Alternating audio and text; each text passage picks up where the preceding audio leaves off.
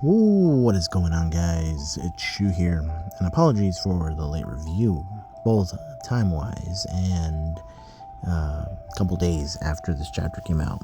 But nonetheless, this was a good chapter. I'm very, very glad that we're getting a second wind when it comes to these dragons. I was very kind of disappointed, and here's the thing.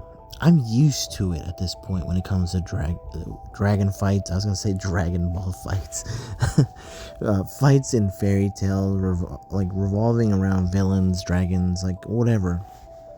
After one good knockout, villains are down, but not this time, and I love that.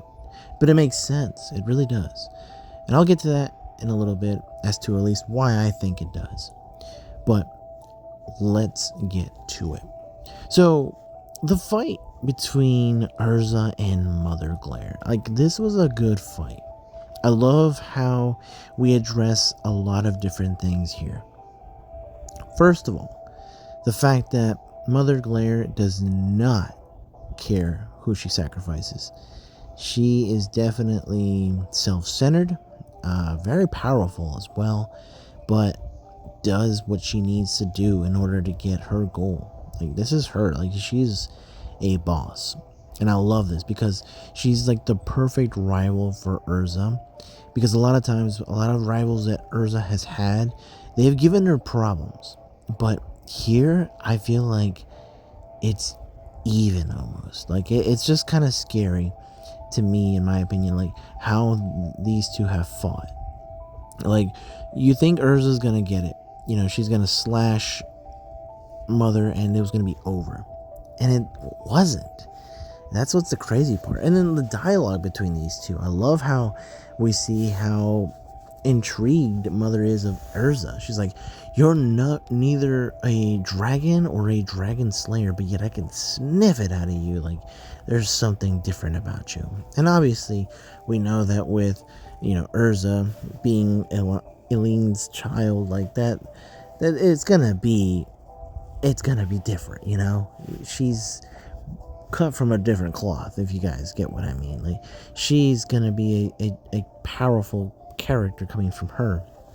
But ERZA continues fighting, and that's the one thing that I like. She continues fighting, cutting down some of the other dragons, and just still trying her best.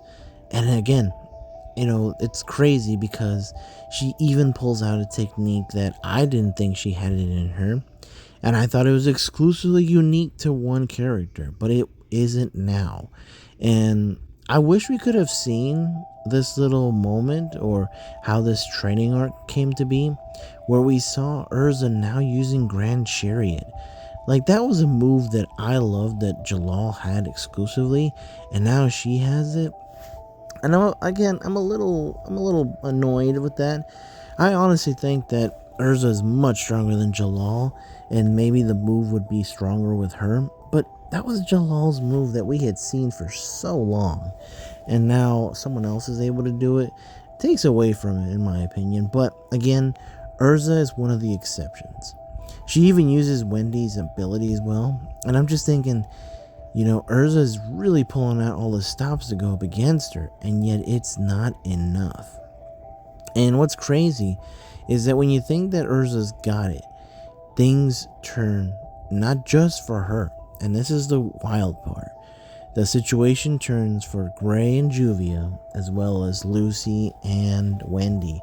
Now, Earthbill or Earthground, I believe his name is, and of course Anchor, they're in their dragon forms. And here's what I think: these guys, normally would have gone down, but I feel like having a second form allows them to kind of reset the fight. And now they're much stronger. They're in their true forms, and this, of course, gives them an advantage. They're dragons first, and then humanoids later. And so now in their dragon form, I definitely think they're going to be much stronger, much more difficult to beat, and it's going to be a much better fight. Like I'm really hoping that Lucy and Wendy step it up, so maybe we'll get that chance. Gray and Juvia are not out of it yet, so they're going to have a good fight. I'm not sure if they're going to have to pull in another member, but ERZA, we see her, she's like really angry and ready to go at it again. So I'm excited. Definitely looking forward to what's going to happen. Let me know what you guys think, and I'll catch you all later.